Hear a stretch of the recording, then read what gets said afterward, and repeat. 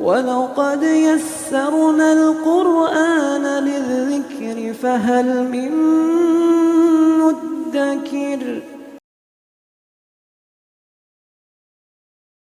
السلام علیکم ورحمۃ اللہ وبرکاتہ۔ الحمدللہ کفا وسلام علی عبادہ الذین اصطفیٰ، اما بعد۔ محترم ناظرین اکرام، آسان درس قرآن کے اندر آج 17ویں پارے کا 11واں رکوع ہے، جس کے اندر 8 آیتیں ہیں۔ سورہ حج سورہ نمبر 22 میں آیت نمبر 26 سے آیت نمبر 33 تک۔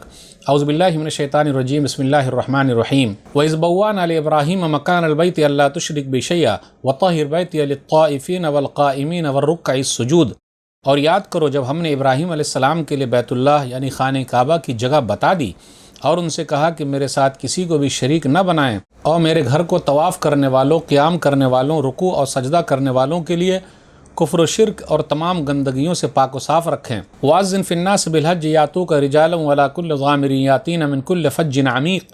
اور اے ابراہیم، آپ لوگوں میں حج کا اعلان کر دیں تاکہ وہ آپ کے پاس پیدل چل کر اور دبلی پتلی اونٹنیوں پر سوار ہو کر ہر دور دراز علاقے سے چلے آئیں۔ لِيَشْهَدُوا مَنَافِعَ لَهُمْ وَيَذْكُرُوا اسْمَ اللَّهِ فِي أَيَّامٍ مَّعْلُومَاتٍ عَلَىٰ مَا رَزَقَهُم مِّن بَهِيمَةِ الْأَنْعَامِ فَكُلُوا مِنْهَا وَأَطْعِمُوا الْبَائِسَ الْفَقِيرَ، تاکہ وہ حج کرنے والے اپنے لیے دینی اور دنیاوی فائدے حاصل کریں اور چند قربانی کے دنوں میں ان جانوروں کو بسم اللہ کہہ کر اللہ کے نام سے ذبح کریں جو اللہ نے انہیں دے رکھے ہیں۔ تو اے مسلمانوں، تم لوگ ان جانوروں کا گوشت کھاؤ اور بھوکے فقیر کو بھی کھلاؤ۔ ثم لیقضوا تفثهم ولیوفوا نذورهم ولیطوفوا بالبیت العتیق، پھر حج کرنے والوں کو چاہیے کہ وہ اپنے جسم کا میل کچیل صاف کریں اور اپنی نظر یعنی منتیں پوری کریں اور بیت عتیق یعنی پرانے گھر یعنی خانہ کعبہ کا طواف کریں۔ ذالک ومن یعظم حرمات اللہ فہو خیر لہ عند ربہ وأحلت لکم الانعام الا ما یتلی علیکم فاجتنبوا الرجس من الاوثان واجتنبوا قول الزور۔ یہ ساری باتیں خوب اچھی طرح یاد رکھو، اور جو کوئی اللہ کی حرمتوں یعنی حرام کی ہوئی چیزوں کی عزت و احترام کرے گا تو اس کا یہ نیک عمل اس کے رب کے نزدیک بہت اچھا ہے، اور تمہارے لیے چوپایوں جانوروں کو حلال کر دیا گیا ہے سوائے ان جانوروں کے جن کی تفصیل تمہیں پڑھ کر سنا دی گئی ہے۔ تو تم لوگ بتوں کی گندگی یعنی بتوں کی پوجا سے بچو اور جھوٹی بات، حق سے ہٹی ہوئی بات سے بھی بچو۔ حنفاء للہ غیر مشرکین بہ ومن یشرک باللہ فکأنما خر من السماء فتخطفه الطیر او تہوی بہ الریح فی مکان سحیق۔ سب سے کٹ کر ایک اکیلے اللہ کے لیے ہو جاؤ اور اس کے ساتھ کسی کو بھی شریک نہ بناؤ، اور جس نے بھی اللہ کے ساتھ کسی کو بھی شریک بنایا تو وہ ایسا ہے جو آسمان سے گرا، پھر یا تو اسے چڑیا اچک لیتی ہے یا تیز ہوا اسے کسی دور دراز جگہ پر پھینک دیتی ہے۔ ذالک ومن یعظم شعائر اللہ فإنہا من تقوی القلوب۔ یہ ساری باتیں یاد رکھو، اور جو بھی اللہ کے دین کی نشانیوں کی عزت کرتا ہے تو یہ بات دلوں کے تقوی یعنی نیکی سے حاصل ہوتی ہے۔ لکم فیہا منافع الی اجل مسمی ثم محلھا الی البیت العتیق۔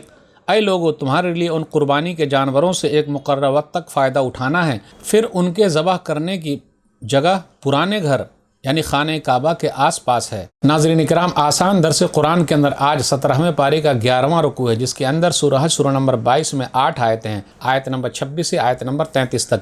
آیت نمبر 26 پر غور کیجئے، وَإِذْ بَوَّأْنَا لِإِبْرَاهِيمَ مَكَانَ الْبَيْتِ، جب کہ ہم نے ابراہیم علیہ السلام کو خانہ کعبہ کے مکان کی جگہ بتلا دی، خانہ کعبہ کی جگہ بتلا دی کہ خانہ کعبہ یہی بنے گا، بیت اللہ شریف یہی بنے گا، بتلا دیا۔ اس سے معلوم ہوتا ہے نوح علیہ السلام کے زمانے میں جو طوفان آیا تھا تو خانہ کعبہ ویران ہو گیا۔ سب سے پہلے ابراہیم علیہ السلام ہی ہے کہ اللہ تعالیٰ نے ان کو بتلایا اور انہوں نے خانہ کعبہ کی تعمیر کی ہے، اس لیے اللہ نے کہا کہ ہم نے خانہ کعبہ کی جگہ بتلا دی۔ تو ابراہیم علیہ السلام کو اللہ تعالیٰ نے خانہ کعبہ کی جگہ بتلا دی ہے۔ آئیے ایک حدیث پر غور کریں، صحیح مسلم کتاب المساجد حدیث نمبر 520۔ ابو ذر رضی اللہ تعالیٰ عنہ نے کہا کہ میں نے رسول اللہ صلی اللہ علیہ وسلم سے پوچھا کہ زمین میں پہلی مسجد کون سی ہے؟ تو نبی صلی اللہ علیہ وسلم نے فرمایا المسجد الحرام، خانہ کعبہ بیت اللہ شریف۔ پھر کون سی؟ تو کہا المسجد الاقصی، مسجد اقصی جو بیت المقدس ہے فلسطین میں۔ دونوں میں کتنے سال کا وقفہ ہے؟ تو نبی صلی اللہ علیہ وسلم نے فرمایا 40 عاما، 40 سال کا وقفہ ہے۔ 40 سال پہلے مسجد حرام، پھر 40 سال کے بعد مسجد اقصی بیت المقدس بنی ہے۔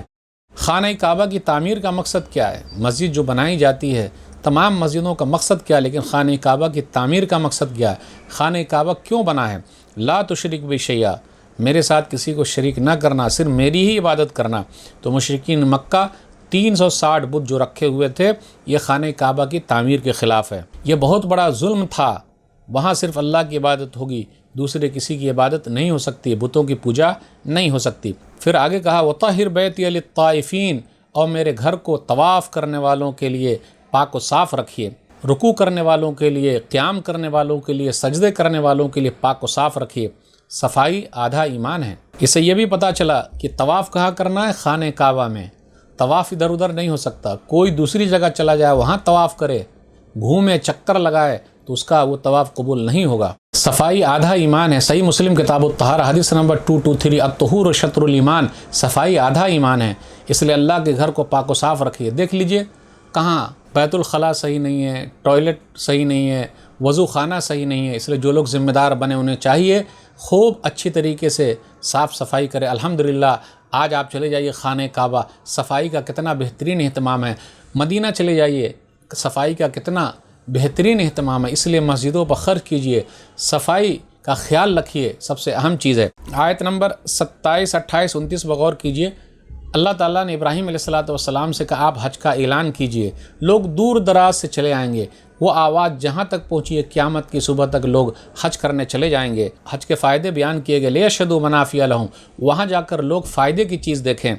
حج جو ہے ایک سالانہ کانفرنس ہے، لوگ پوری دنیا سے آتے ہیں، کیا کالے کیا گورے، امیر فقیر غریب، سب لوگ وہاں موجود ہیں۔ سب کا ایک ہی لباس ہے، سب کی زبان پر ایک ہی ترانہ ہے، لبیک اللہم لبیک، لبیک لا شریک لک لبیک، ان الحمد والنعمت لک والملک لا شریک لک۔ پھر وہاں مختلف قسم کی چیزیں نظر آتی ہے، تجارت بھی ہے وہاں، تو فائدے کی چیزیں، لوگ وہاں جاتے ہیں، مسواک لے کر آتے ہیں، تسبیح لے کر آتے ہیں، پھر اسی طریقے سے مصلی لے کر آتے ہیں، زمزم لے کر آتے ہیں، کھجور لے کر آتے ہیں، سونا چاندی زیورات بھی لے کر آتے ہیں، تو فائدے کی چیز تو ہے ہی۔ پھر آگے یہ کہا گیا آیت نمبر 30 پر غور کیجئے، جھوٹ سے دور رہنا ہے، وَاجْتَنِبُوا قَوْلَ الزُّورِ، جھوٹی بات سے بھی دور رہنا ہے، جھوٹی گواہی سے بھی دور رہنا ہے۔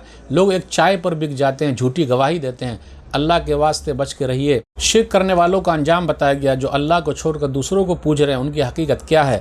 آیت نمبر 31 پر غور کیجئے، وہ گویا کہ ایسا ہے کہ چڑیا اس کو اچک لے جائے، آسمان سے گرا، چڑیے نے اچک لیا، یا پھر تیز ہوا نے دور پھینک دیا ہے، اس کی کوئی حیثیت نہیں، اس کا کوئی مقام نہیں، کوئی مرتبہ نہیں۔ تو ناظرین اکرام، آج کے درس میں بس اتنا ہی۔